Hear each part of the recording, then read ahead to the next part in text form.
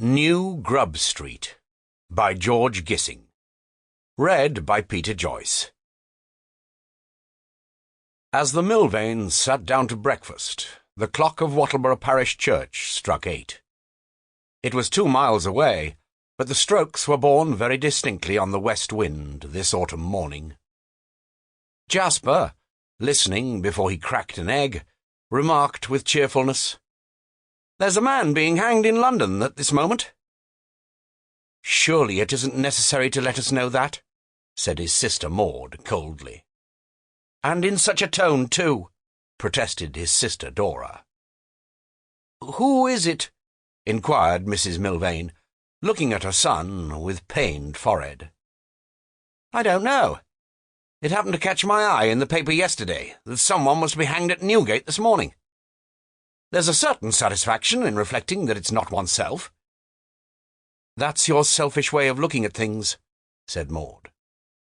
"Well," returned Jasper, "seeing that the fact came into my head, what better use could I make of it? I could curse the brutality of an age that sanctioned such things, or I could grow doleful over the misery of the poor fellow. But those emotions would be as little profitable to others as to myself. It just happened that I saw the thing in a light of consolation.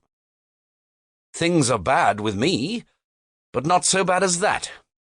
I might be going out between Jack Ketch and the chaplain to be hanged. Instead of that, I'm eating a really fresh egg, and very excellent buttered toast, with coffee, as good as can be reasonably expected in this part of the world. Do try boiling the milk, Mother." The tone in which I spoke was spontaneous. Being so, it needs no justification. He was a young man of 25, well-built, though a trifle meagre, and of pale complexion. He had hair that was very nearly black, and a clean-shaven face, best described, perhaps, as of bureaucratic type. The clothes he wore were of expensive material, but had seen a good deal of service. His stand-up collar curled over at the corners, and his necktie was lilac-sprigged.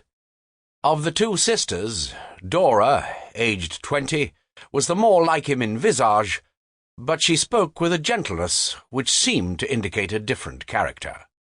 Maud, who was 22, had bold, handsome features, and very beautiful hair of russet tinge. Hers was not a face that readily smiled. Their mother had the look and manners of an invalid. Sample complete. Ready to continue?